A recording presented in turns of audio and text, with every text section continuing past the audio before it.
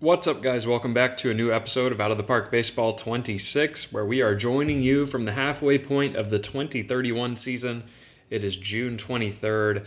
Our Pirates sit at 57 and 22, 15 and a half games up in the NL Central. We are one of the best teams in all of baseball, looking to defend our World Series championship against, the teams like the Dodgers, teams like the Angels, teams like the potentially Tampa Bay Rays. So we're going to try to make our way back to the playoffs this year and, recapture that title once again to really turn this team into a dynasty. But today's episode, I think, will be a bit of a shorter one. I only have a couple of items here for us to tackle. Like I mentioned, it is June 23rd. The first-year player draft looms on July 11th. That is where we are going to finish the video. So we're going to, kind of advance through these remaining games here, make our way into July. We will do some prospect promotions, and I will kind of give you a minor league system update on all of our notable players and how they're performing.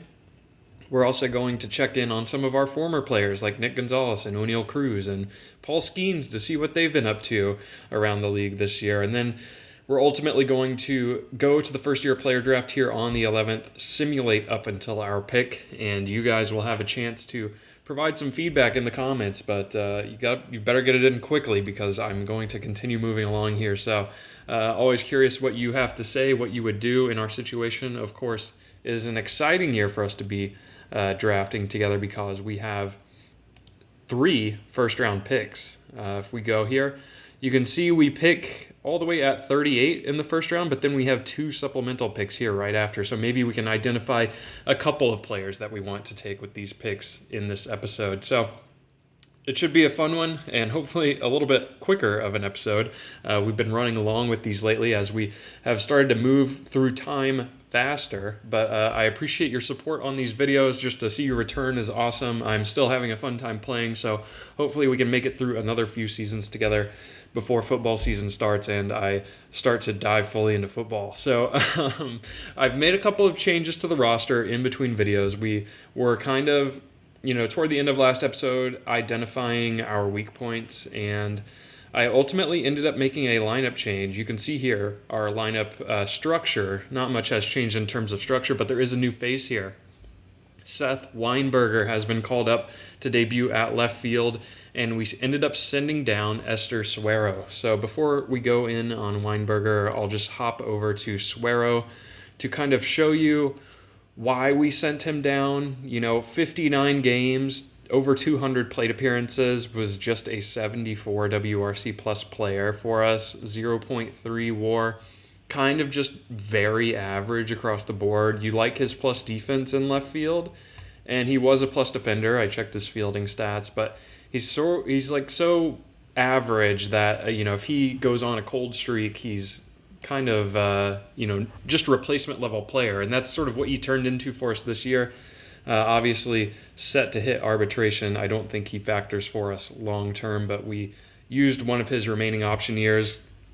We haven't actually simulated, so it hasn't triggered yet, but he had 2 remaining. He will have 1 remaining after this, and it's likely that we just carry him for depth for the remainder of the season and eventually move on from him in the off season. So didn't really feel too inspired to keep him, his splits at the major leagues here. He wasn't really hitting either side. A little bit better versus left-handed pitching, but not really good against right-handed pitching. So felt like this was the right move to make, and we ultimately called up, like I mentioned, Seth Weinberger. Seth Weinberger is a former 11th round pick for us in the 2027 draft, and he's really kind of come on strong. You can see his stat line at AAA here. 300 plus plate appearances, 18 homers, 57 RBI, good walk strikeout ratio, hit 365. Like, there is no way we could keep him in AAA when he's producing at this level, OPSing over 1,000 with a 160 WRC plus. So, he's maybe not the same caliber of fielder as Suero, but I think the bat is a lot more impactful for us, and he still has room to grow. He's not even 22 years old. Ineligible for a prospect promotion incentive, as he is not a recognized top 100 prospect across the league. So we're not really losing too much there in terms of, his like potential to win Rookie of the Year and give us another pick. There's nothing like that sort of at stake. I guess it is sort of like if we wanted to manipulate his team control over the long term, that could be a risk here as we're just in June.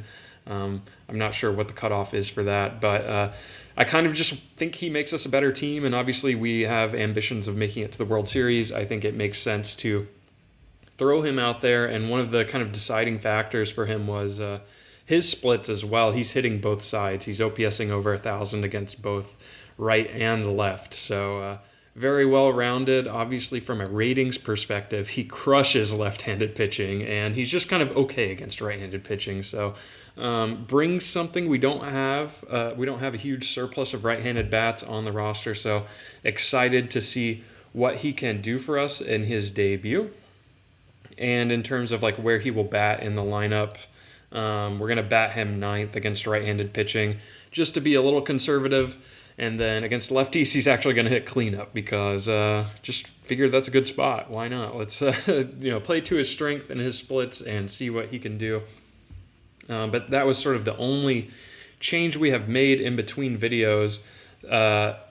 I guess to sort of we made some promotions here at AAA. Sorry, having trouble speaking here, but we called up Ben Small and Gabe Arellano both to AAA.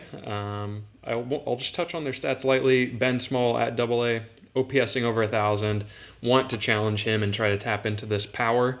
I think he's ready for the AA level, and he is someone who I would look to kind of manipulate his service time to preserve rookie eligibility going into next season. Gabe Arellano also OPS 948 at AA, so not quite as successful as Ben Small was, but big time gap power switch hitter. Looks pretty capable against both sides. I mean, he could honestly play at the majors. There's no reason to keep him in AAA other than just like our lack of available spots. So going to kind of let him cook here a little bit more, try to make him more well-rounded and grow into this potential. But he's looking at a early September call-up for sure. So those are sort of backfill options. Esther Suero will also start down here. So we kind of have a full outfield of Goodall, Suero, Ben Small, and then Arellano is currently slotted to DH, but hopefully he can work in the field as well. So that's sort of the table setting. That's like everything we've done off camera. Of course, our Pirates are, playing very well as of late. We have won several games in a row. I want to say 8 in a row here, if my math is correct. And we've got a couple more games on the calendar here in June that we're going to advance through next. So I'll go ahead and finish out the month, and then we can review everything as a group and sort of look at June stats as a whole. So stay tuned. All right, guys, jumping in here, July 1st, you can see we finished out pretty strong. Took the series against Milwaukee, lost the series at home against New York, and took the final game 13-1 over St. Louis. But a bit of a curveball week for us, a couple of major news items. So, and they're both injury related, and they're a little more serious than anything we've had thus far. So you can see Jared Jones and Edward Lantigua both go down. A lot of our hitters heating up. Good to see Connor Griffin heating up because he is now stepping into our 3-hitter. We're bumping up Severino. Weinberger is now DH, and you can see we've called up Phil Goodall to debut in left field. So didn't really anticipate that being the corresponding move. I'll get into like everything we're doing on the lineup side to sort of fill in the gaps, but you can see Brian Hiles also here in the rotation. Edward Lantigua had a pretty severe hamstring strain. We know he is fragile, so this is kind of like par for the course for him, but it's really unfortunate. He's our leader in homers and RBI, I believe, on the season, like pretty much our best hitter, 130 WRC plus. Just primary DH, but plays the occasional game in left field every once in a while, and one of our like only like righty hitters. So like really sucks to lose him. He'll be out for a good bit of time here, over a month now, so it's not likely he returns until maybe sometime in August. So we're going to be down him, and then Jared Jones goes down with a sore shoulder for an extended period of time, 7 weeks as well for him. Kind of threw 65 pitches the other day, got a sore shoulder, and he hasn't really experienced much injury history with us. He had a dead arm last year that put him out 2 weeks, but otherwise he's been pretty much an Iron Man throughout the series, only missing like 3 days here and there. So this is one of his first major injuries. He was having a good season, positive ERA plus. The FIP is a little below average, but I think our defense kind of saves him in that regard. Striking out, upwards of 9 per 9, kind of just consistent with most of his year-over-year slash lines here. Homers slightly elevated, but pretty good season overall. 89% left on base percentage, pacing for a good season. I think as our 3 or 4 starter, we were happy with how he was playing, and it stinks to see him go down as well. So 2 kind of big losses for us at the midseason point. Hopefully we don't experience too many more because I was sort of debating how to handle them. I wasn't sure what to do. Obviously, the pitching need was easy to fill because we've seen Brian Hiles produce at the major league level earlier this season. He has returned from his finger blister situation at AAA, is ready to go here, 100% rested. Obviously has had 2 really tremendous games for us at the MLB level earlier in the month of June. So excited to see what he can do with this runway. He'll have 7 weeks on the job, and it's his to have. We don't really have anyone else knocking on the door immediately. I want to keep Tyler August in the bullpen, as I just think he thrives more in that role with his limited control. And then the lineup move we made was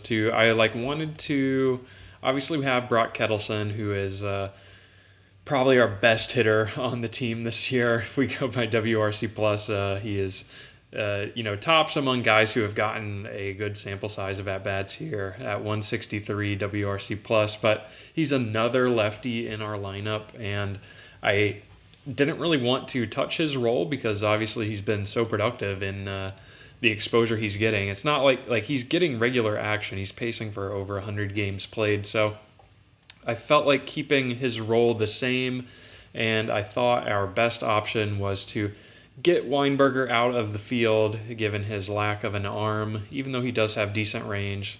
I think he is better suited for DH, so he will go to DH. And then we bring up Phil Goodall, who is a very, very plus defender. We've always known that about him. He doesn't provide much on the base path, confusingly, although he can bunt. So he's kind of a weird profile, but very plus defender. Good, solid righty bat. I think he's sort of just average. I mean, he honestly kind of looks like Alex Harrington in a way, if Alex Harrington played outfield and just kind of provided solid contact. But his ratings on paper are pretty decent both ways.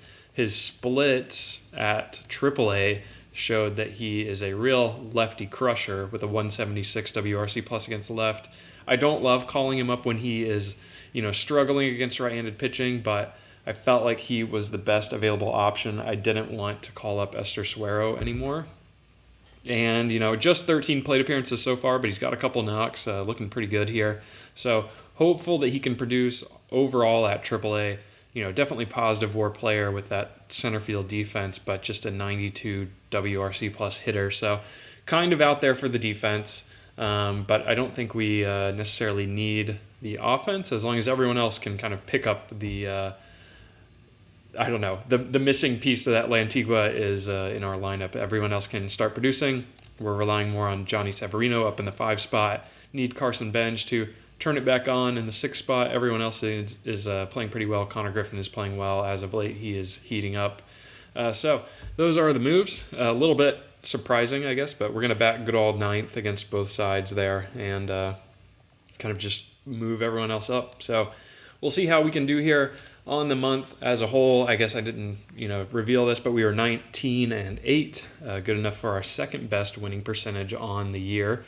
Another 700 win percentage month, still looking really solid, right in line with our expected record, and should be tops in all the major leagues, still 4 games up on the Dodgers. So, we've got prospect promotions on the agenda.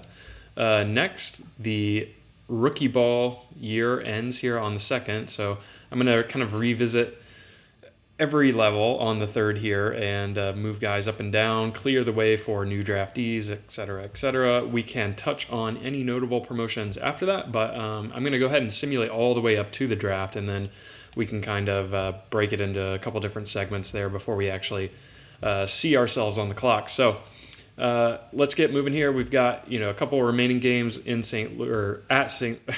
against St. Louis at home. Sorry.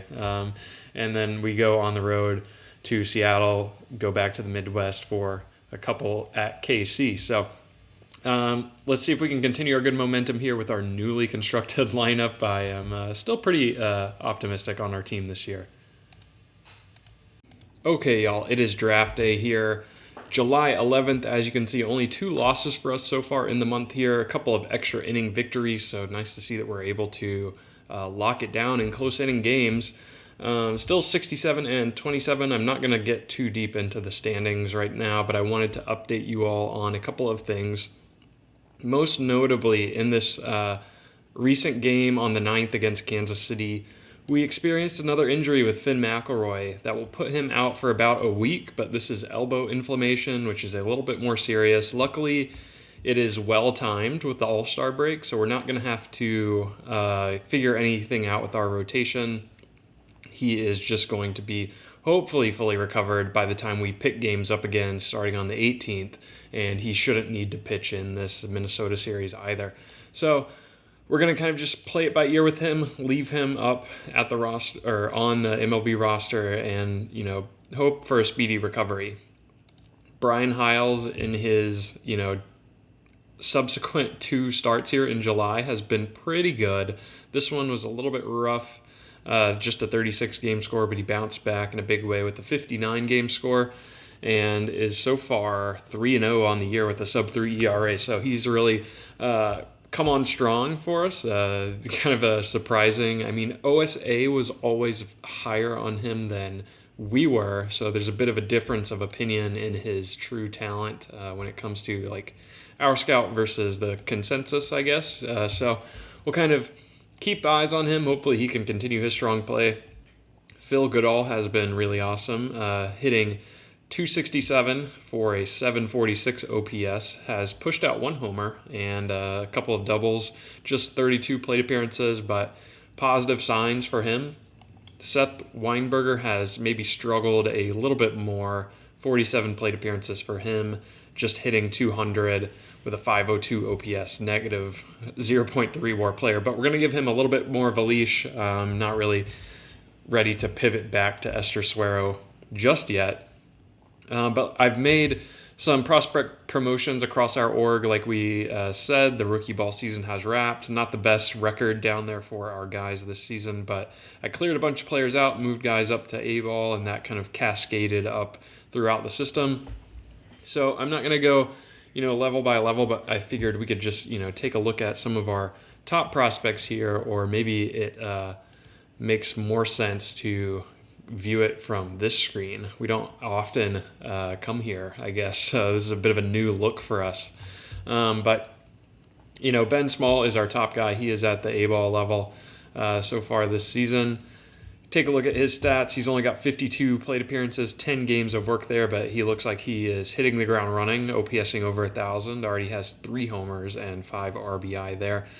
So looking really good. Definitely on track for a September call-up, or maybe even an August call-up, late August, if we like what we see. Really like that his defense has come along, too. I think that's like an underrated part of his game that we didn't initially factor in when we drafted him in 2028. So really love what he's been able to do for us. Javi Ruiz is down at the DSL along with Alexis Braina. Don't really want to touch on them too much. They weren't really promoted. I think we can look at them in the offseason. Tony Granger has now made 4 starts at the AAA level, and he's still kind of like up and down, guys. We view him so highly on paper, but he's never really produced at a tremendous, he's never been lights out in any of these stat lines ever since making his pro debut. And we were admittedly very aggressive with him, putting him in high A immediately, and then he's sort of split time the last couple of years across different levels. So, hoping for a strong second half for him. He's up to number 34 prospect in baseball, but he's getting close to 24 and really, he's almost losing his prospect status. Once you're like 25, it's kind of like you're not really a prospect anymore. So hopefully he can find it. Maybe he can factor for us next season. Angel Rico is staying at A-ball. I don't think he's quite ready for high A work just yet. He's sort of another guy where we have a difference of opinion with OSA, where they view him, very highly. Our scout is more just kind of lukewarm on the idea of him. Again, he's been a positive WAR player at A-ball, made 15 starts, but kind of just an average player from an ERA plus perspective, a FIP minus perspective. He's kind of walking guy. Strikeout minus walk is not all that impressive. Don't really think he's ready for high A just yet. The control and the movement still need to come along a bit at the A-ball level. If we look at his ratings relative to high A, the movement kind of falls off a little bit more, as well as the stuff. So pretty far away still, I would say. Only 20 years old. The left-hander out of IMG still has quite a long way to go, but still pretty, bullish on him, I would say. Wallace Cannell is still at high A for us. We touched on him a little bit ago, so we'll just kind of briefly, mention his stat line. Has a 140 WRC plus. Kind of just want him to finish out strong at high A this season, given his age, and then next year we can kind of start him off at double A. And, he'll push for AAA. Didn't really want to be too aggressive with him, considering this is really just his kind of full taste of A-ball level. He got a light cup of coffee there last year, just 12 games, but this year he's really going all out and performing pretty well. So love what he's been able to give us. No other real notable promotions here. Now that I'm actually looking at the list, the only one who is maybe notable is Jay Johnson. We bumped him up to double A, where he started to get work. He's got 9 games under his belt now, has a 120 WRC plus, negative WAR player though, so maybe he's making some outfield errors. I'm not sure. But at the high A level earlier this year, he was OPSing 956 for a 134 WRC plus. He is a former 5th round pick in 2028, so it's kind of been a long road for him. He's now 22, but I feel like he can, he's honestly knocking on the door of being able to contribute at the majors, but I don't know if he ever factors long-term for us, just given our outfield depth. But, always nice to see a guy we drafted moving through the minors. And I guess Gabe Ariano as well sort of fits that bill. He's got 10 games of AAA experience now. We sort of reshuffled the outfield at in between episodes, so he's hitting 326 down there, 8 doubles already, 916 OPS and a 111 WRC plus. So really good showing for him. I think he's another guy we can call up at the end of the year too for some experience as well. Let's see if we have any other notable performers here. I don't really think so. It was mostly kind of 45 grade guys we were moving around our system, just pretty, boring moves, I would say. No big movers. The big move was jumping Ben Small up to AAA, and that is sort of the prospect update for the time being. Let's pivot and check in on some of our old Major League friends. We'll go ahead and start here with our old buddy O'Neal Cruz. You can see he's defected to our division rival St. Louis Cardinals, which is actually unbelievable of him to do. But approaching 10-year service time, I don't think he's starting for St. Louis. I'm not sure what role he is actually functioning for them, but only 48 games of work so far this season. OPSing 620, striking out 36% of the time is pretty tough for a negative 0.2 WAR. They're definitely less committed to playing him every day than we were last season. We somehow played him, over 100 games, and he accumulated a full negative 1.2 WAR. So it's kind of a yikes on our part there, but obviously we were loyal to him till the end.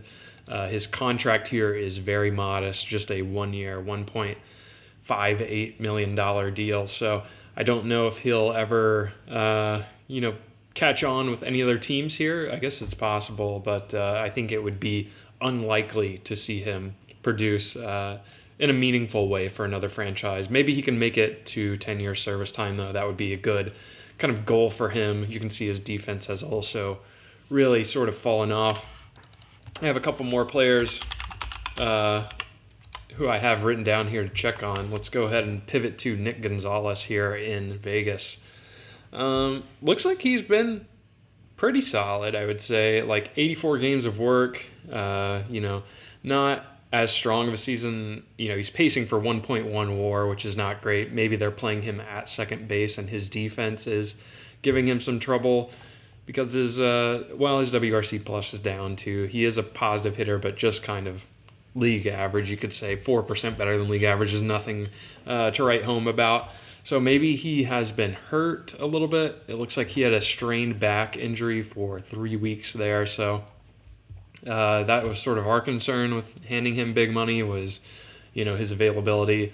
And it looks like he's a negative 7.4 zone rating second baseman, which I would expect is like one of the worst in the major leagues. So not the greatest stats for him this season. Of course, you remember that he is on a fully guaranteed 4-year contract for $53 million annually through age 35. So, it'll be interesting to see how this ages for them.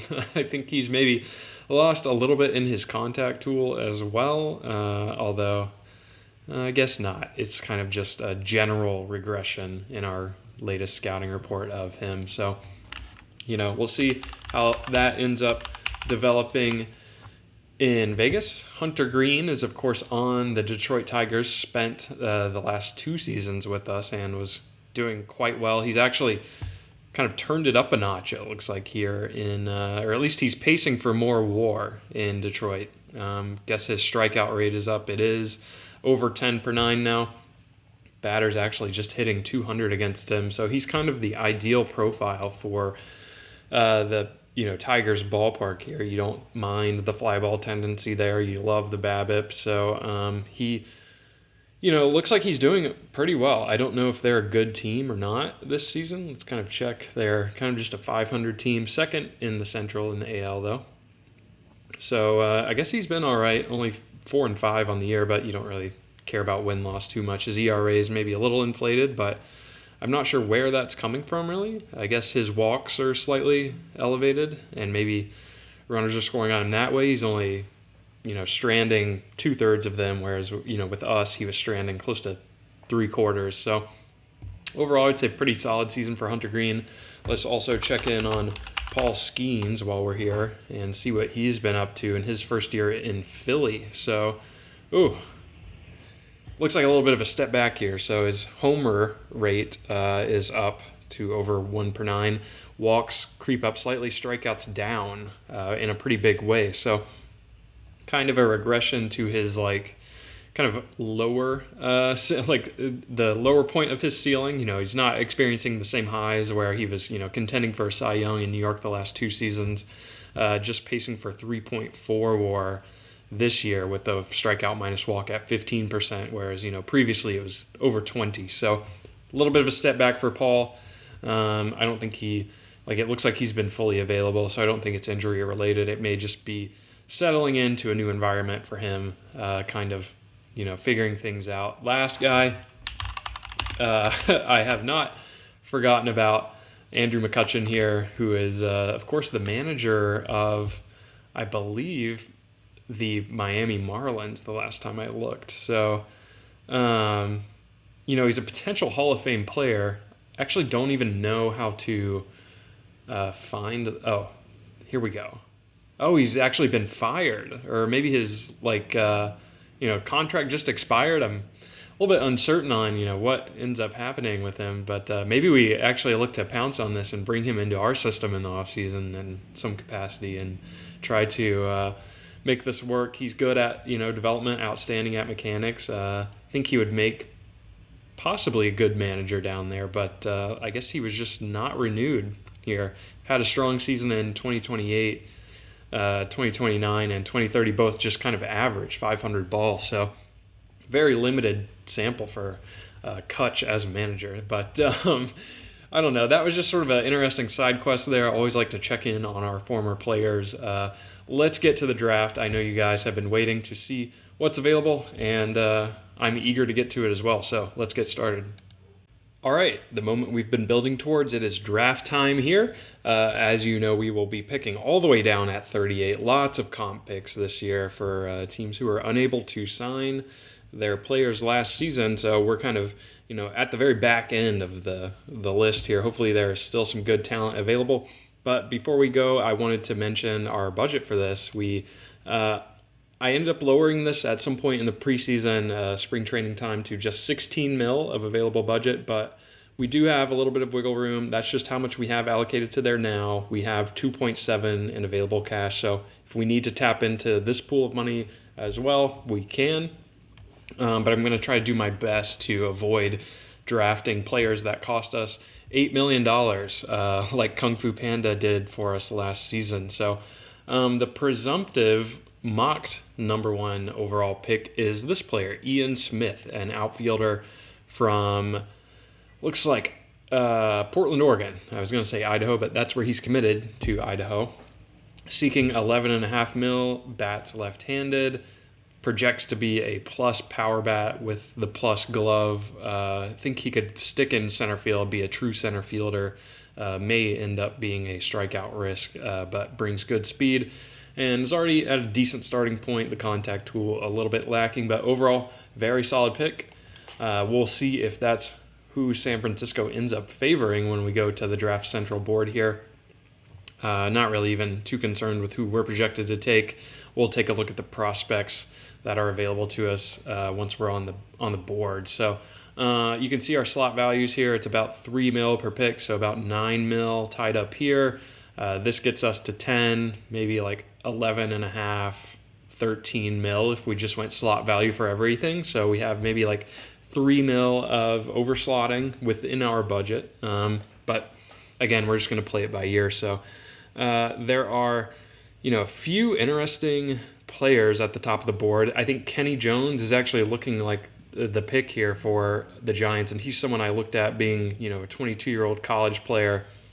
Felt like he was one of the stronger options. So we'll see if he ends up going one. You love the contact potential, especially the BABIP being off the charts at 90, I think is really enticing here. So even if the power isn't fully there, the eye is going to come along as well. So he should be a contact machine. And, I think with the right coaching can stick at shortstop long-term given the range starting point and the plus arm. So he's coming out of a good competition level, 8.5 mil signing bonus. That looks like who San Francisco is favoring. So we'll do, the first couple of picks here, and then I'll simulate to ours, and we'll take a look at who's on the board. So will Kenny Jones go number one? It looks like he does. So the Mets are now on the clock, and they are favoring Ian Smith, the outfielder we just looked at. So they take him. Kansas City is up next, and Judson Earnjack is a name that we have seen previously. I actually am surprised I remember this, but he was drafted at pick 3 in 2028 and failed to sign, ended up going to college, and is now back here, a switch-hitting center fielder, 22, almost 23 years old now, seeking 8 mil, only a fair competition level for him in college, so a little bit risky here, but switch hitter plus range, like good work ethic. I think, this is a high quality pick. He's pretty far along, a lot more to work on with his power and eye. So looks like Kansas City favors him, and they do take him. So let's go ahead and simulate to our pick. I will obviously take a look at who is on the board here. Just jumping off the page now, we have one 80 grade guy, but these are relievers. We have a catcher, a bunch of relief prospects here, a center fielder who could be I love a center fielder if you've been watching the series up to this point. So our scout would have us take Elijah Johnson, the catcher. We also like Tommy Gruber, the pitcher, Mang Hoffman, and Jeremy Simpson, the center fielder. I think that was near the top of the draft pool. But let me actually dive into these prospects a bit off camera, and then I will come back to you with a few options that I like, and we can kind of dive in detail. All right, guys, let's dive in here. I hope you have your notepad ready because there are a lot of players for us to review, and I'm going to need your help making a decision. The pool is honestly like so vast, and everyone is sort of on the same level that I'm really conflicted on, who we're going to take here, just because there doesn't appear to be a clear choice, at least to me. So, sort of keep in mind our slot value is $3 million. I've sort of gone through a ton of these players here. We're going to start with pitchers, and we're going to rule out all relievers. So I just have it toggled to starters here. And you can kind of see guys I've marked. We got a couple more further down the board, but, there's just a handful of 60-grade guys. I will say I think this is a larger quantity of 60-grade pitchers compared to last season. So maybe a little bit more choice here, and I think there are some good college arm options available. So we've got 3 college arms, 3 high school arms that we like here. And at the end, I'll kind of show you where everyone's projected to go in the mock draft, and that can kind of help inform your decision as well. But the highest rated college pitcher out of the box is 35 overall Seth Iverson, who is a ground baller who is currently throwing low 90s, but projects to reach mid 90s. Decent personality teaser, although no plus attributes at the moment. Just turned 22, throws right-handed, coming out of a fair competition level. He goes to the Academy of Art University, which is a little bit of a red flag. But I like the pitch mix. He's got something with break. He's got change of speed. He's got 2 fastballs. Good control. I think he could step into A ball and function for us straight away. So I think there's a lot to like here. The ground ball archetype, is pretty good. I like that he's at least touching mid 90s, but red flags with him, I guess, would be the competition level for one.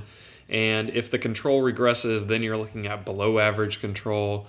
And it's like, well, if he's walking guys, the movement isn't really like, you ideally want like plus control to go with the plus movement so that he's like filling up the zone and just inducing those ground balls. And it's kind of like you don't usually see it kind of in this way.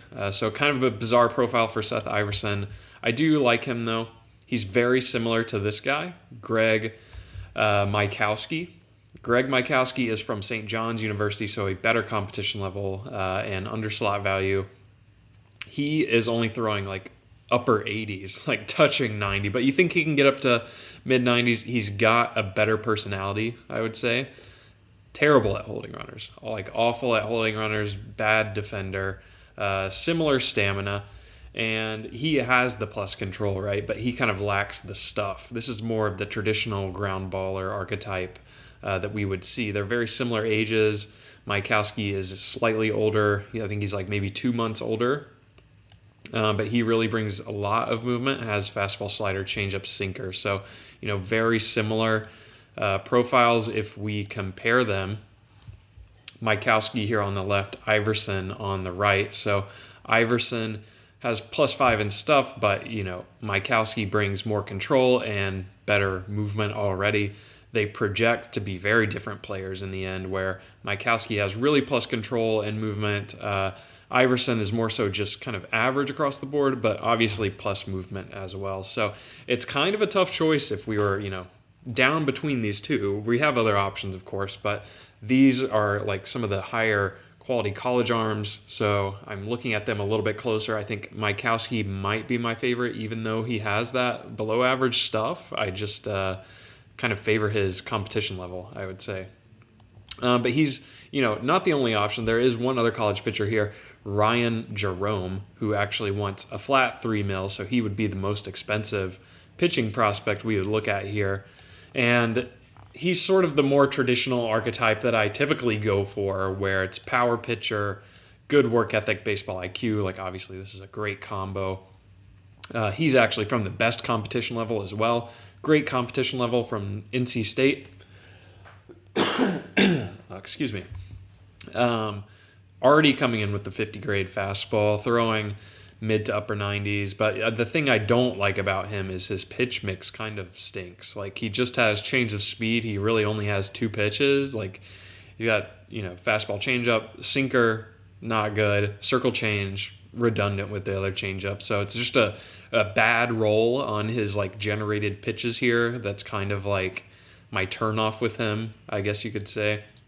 Also similar to Iverson, just has a 50 cap on the control. So it's possible this could regress, and then you're kind of staring down reliever risk if he's only able to get to 40 control.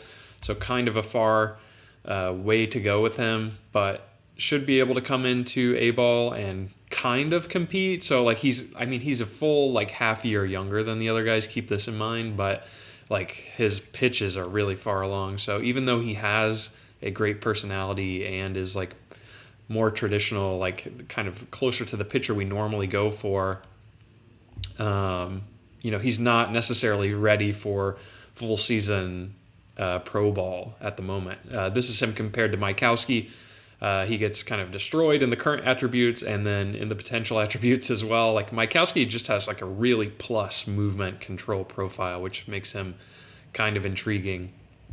Iverson, this is Jerome compared to Iverson now. Even Iverson is like very far ahead of him. Granted, he is half a year older, and then they kind of project to be the same player in the end.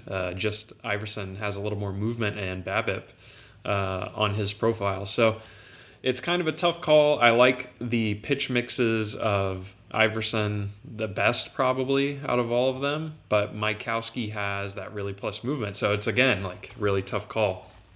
But we also have some high school arms available.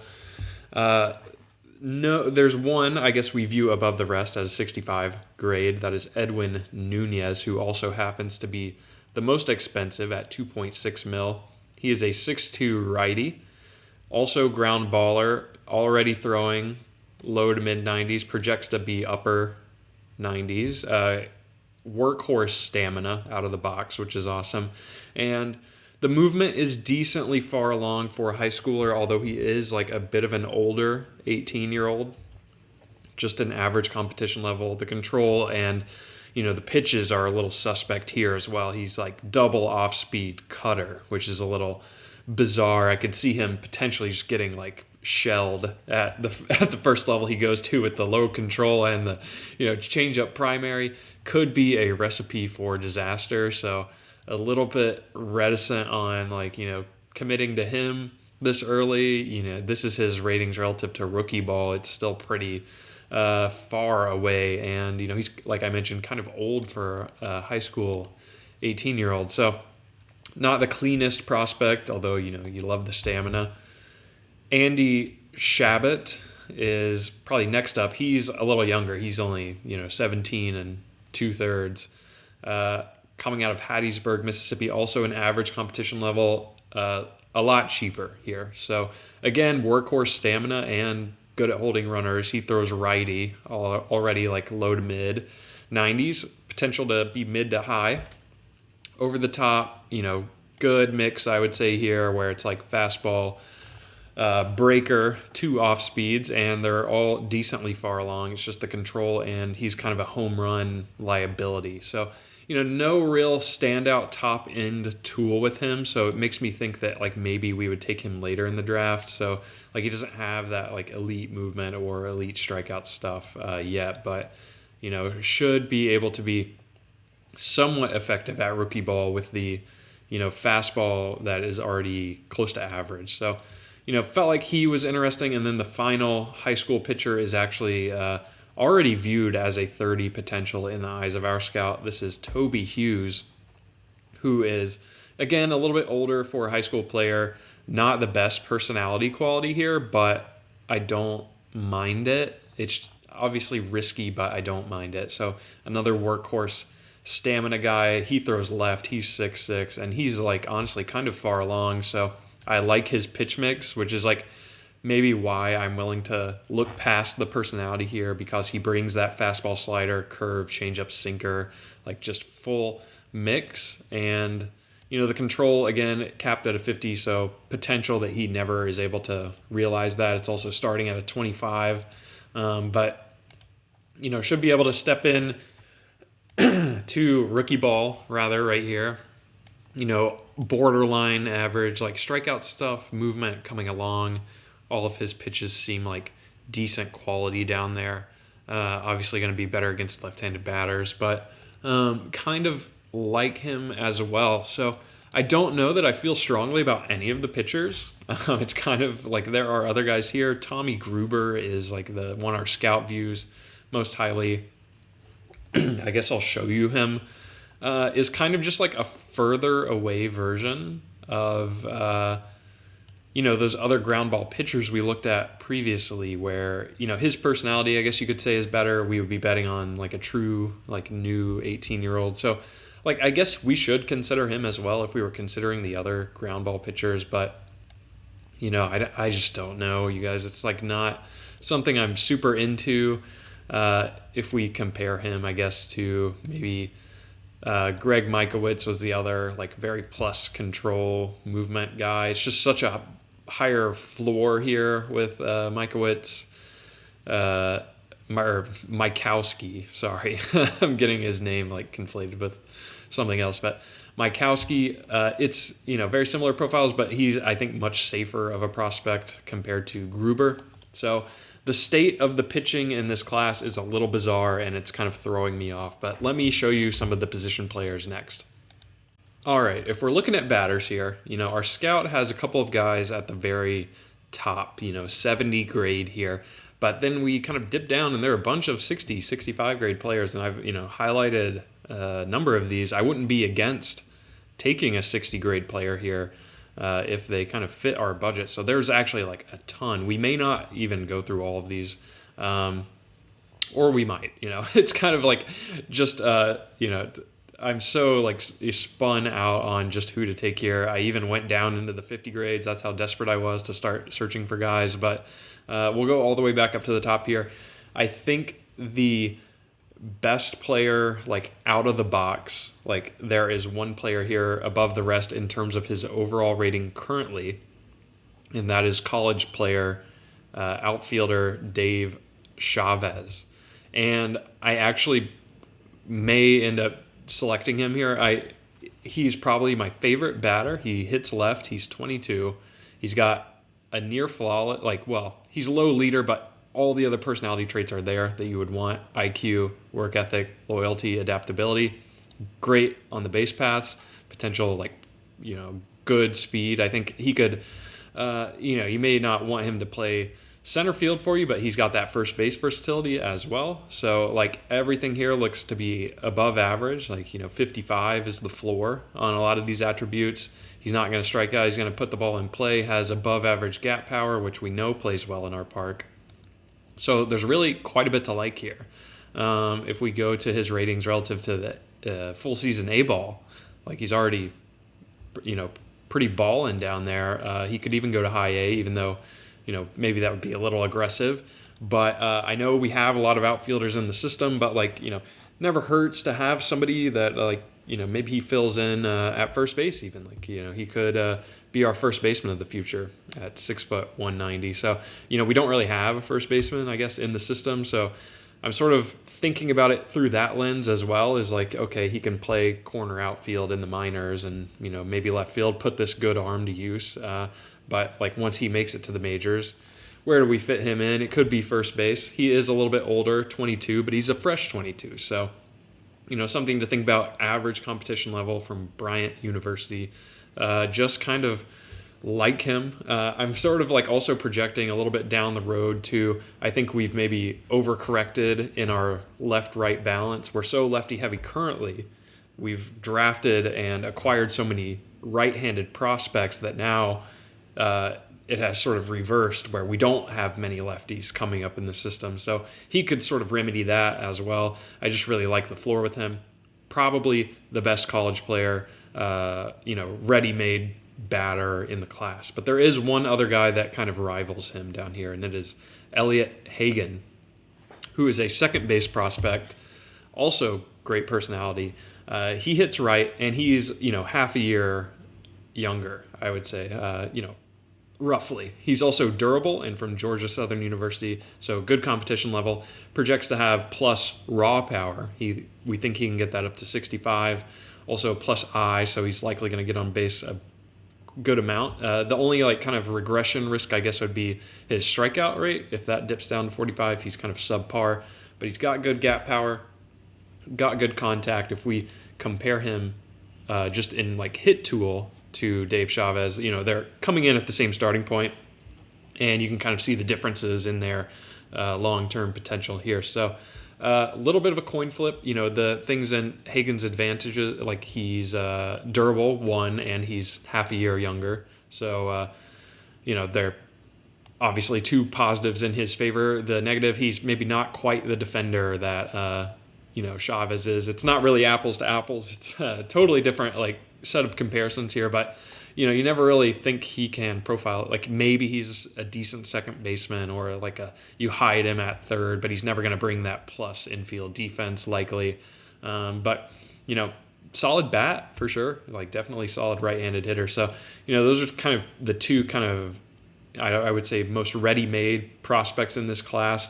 We'll kind of circle back to the top of the board. Our number one player in the eyes of our scout is actually Elijah Johnson, and I do really like him. He's a high school catcher, 18 and 2/3, so almost 19. It says, I think other players look up to Johnson. That's a great personality teaser. He's good at framing. The arm is still a work in progress. I like that for a high school player. He already has attributes in the 35s to 30 range, so he's kind of just projecting as a plus contact player, pretty typical catcher bat. I don't think we would take him here in the first round. He's not projected to go until much later, so we could look to snag him with either a supplemental pick or possibly even chance it to the second round. But his ratings relative to Rookie League look pretty solid already, and I'll just contrast him to this other catcher, Hoffman, who is a German-American switch hitter.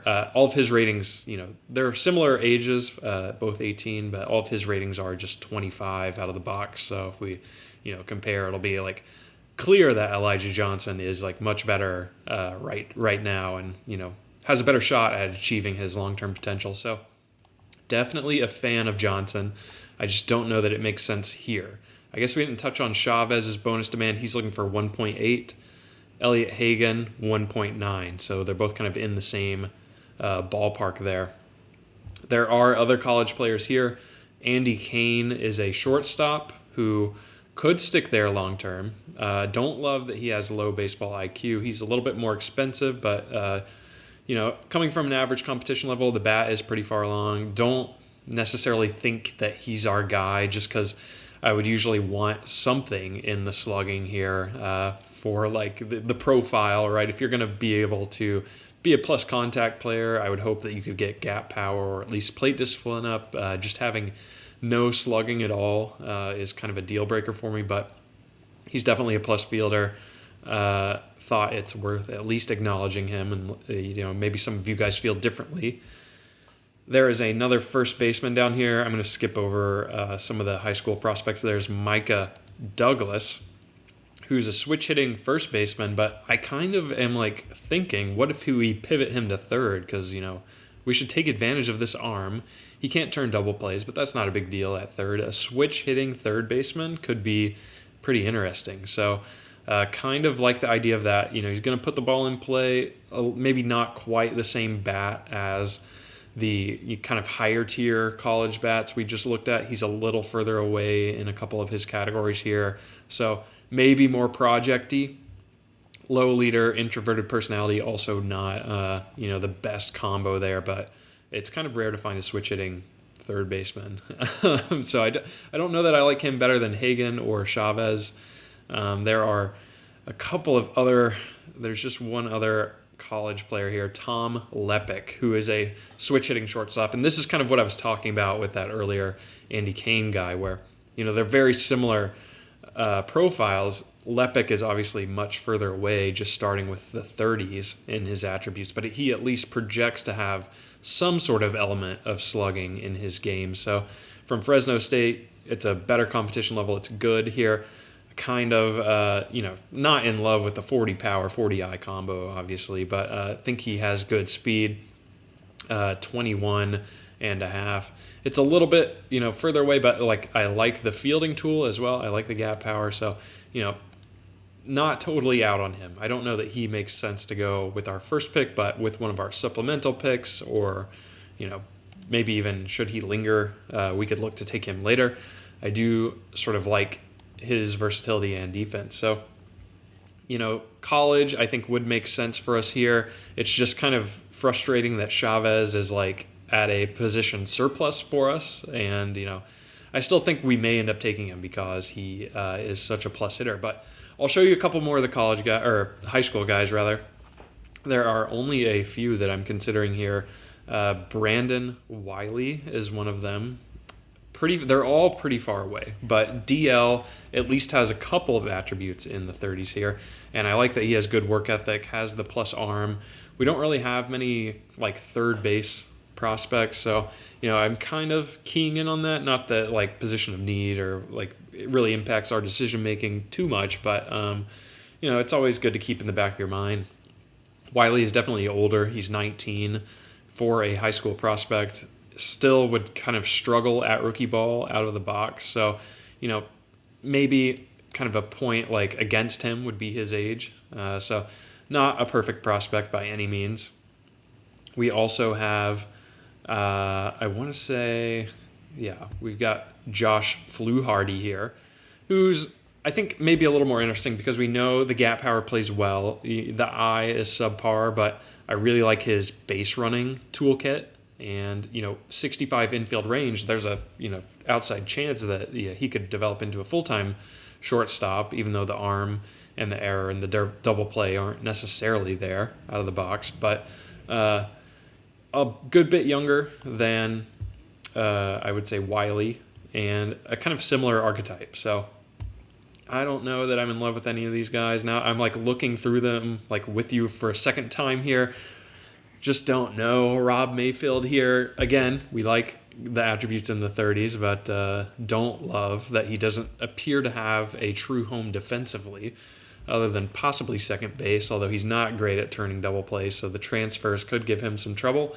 But, plus contact, pretty well-rounded here. 650K. Maybe we could look to target him in the later rounds. I don't really know. A couple of final guys here at the 60 grade range. We have Tyler Thomas, who is probably the furthest away. Everything here is a 25, but maybe one of the better personalities. Good work ethic, good loyalty, baseball rat, decent arm, so kind of a true third baseman, I would say. Not the best range, but hopefully our coaching could train that up. Like the plus eye, and everything else is just kind of average, though. So it's kind of if any of this were to regress, then suddenly he's, below average gap power, below average slugger. The contact tool and eye are kind of carrying him. Not really the true third base profile you want. So Alan Zervos is kind of similar to a couple of the infielders we were looking at in that they have plus gap power. Like his speed. He's a small ball kind of guy with a bunt tool. So he's fine. I don't know that I love him. I like that he bats left. He, again, has the speed, and he's committed to Maryland, which I felt was a good sign. So maybe he could stick in the outfield, 55 range. I don't know. There's not a great option, you guys. Let me know what you would do here. I'll show you the mock draft next. But like I mentioned, if I was leaning, I would probably say Dave Chavez, which is really surprising just because I feel he is a safe, very low risk bet for us. And he has that first base upside. So, he could honestly play third. We could pivot him to third base with this arm. That might be, actually, now that I'm talking about it, the play. Even though turn double play is atrocious at 20, he's not going to be doing the transfer at second base. My understanding is that this rating only impacts, when they're doing the transfer. When they're receiving the catch, tagging the bag, getting the ball out of the glove, and turning two. He should not have this factor at all at third base if we chose to move him there. So that could be an interesting experiment to try. I would at least be down to like bet on the personality and the work ethic to, see that through. And then, this profile at third base, I don't mind so much. I think it could work. So I've kind of actually come full circle, and I think my recommendation would be that we take that chance on Dave Chavez. But let me know how you feel about any of these players. We have Elliot Hagan here. I'll show you him again as well. Like pretty good personality, but more of a true, second baseman. Doesn't really bring much speed or base running like Chavez does. But, you could pivot him to the outfield as well. Could be a corner power outfielder, I suppose. Down the road, much younger. I'll show you the mock draft, though. I have sort of, been dragging this out quite a bit. I'm actually getting tired from talking. There's like quite a bit going on. You can see Chavez is already projected to have gone, too. There are a couple of other players here, and Hagan has as well. So kind of the two college bats we were just on are sort of already projected to have gone off the board. This Pedro Segovia character is pretty similar to that other outfielder I showed at the very end of the list. Good work ethic here, but I think maybe the bunt rating is kind of ballooning his status with our scout. Not the best fielder. I think he's just kind of whatever, So don't really feel compelled to take him. I'm sort of down to these two other players we looked at. The Tyler Thomas is he was the third baseman who's like very far away. Every rating was in the 20s. He is actually projected to be our pick in the supplemental round, but the pitchers we kind of identified don't go until much, much later. So you have guys like Fluharty. There's Elijah Johnson, the catcher we identified. So, he's projected to go at the end of the second round. Maybe we look to grab him in the supplemental round if we, really, really like him. Edwin Nunez, the high school ground baller here with the double off-speed cutter profile, is projected to go in the middle of the second round. So he's kind of our first pitching target that goes off the board. And then we kind of have a run on Mikowski goes to the Blue Jays at the top of the third. Jerome goes shortly after. And guys like Tom Lepick, the switch-hitting shortstop, go as well. Shabbat is the pick of Cincinnati there. And the pitcher who actually lingers on the board for the longest is Toby Hughes, I think. But Seth Iverson, that's the one I wanted to mention. Seth Iverson lingers all the way until the fifth round. So, despite him being the highest rated out of the box, he kind of lingers the longest on the board. But maybe it's the fair competition level, the fact that he went to the Academy of Art University, kind of going against him there. But I do like his pitch mix. I think the pitch mix is there, the velo is there. I don't totally mind his profile. I could be talked into taking him if you guys feel strongly about it, but this is one of the weirder drafts. I feel, it's kind of unfortunate it would happen when we have such a volume of early draft capital at our disposal, where it's there's seemingly not a correct choice for us. But I'm kind of leaning the outfielder Chavez, as I mentioned, just because I feel like he's a pretty safe bet to be a real contributor.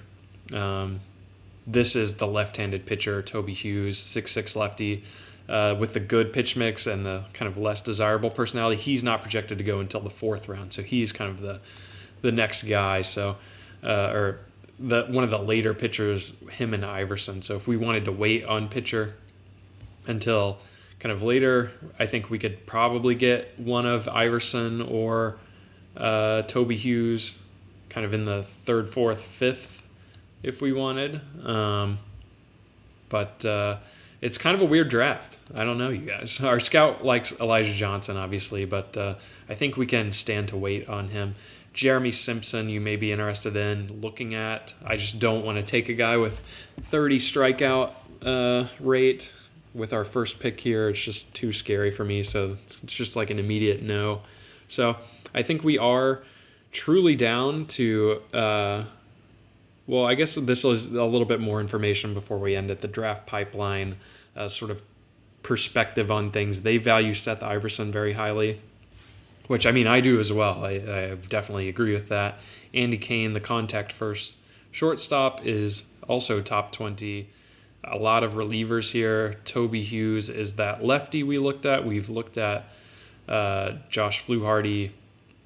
And I was going to say there's Elliot Hagan at 34, and Dave Chavez comes in at 39. So let me know what you think about this. Am I like tweaking out, trying to pivot him to third base, or could he make it happen?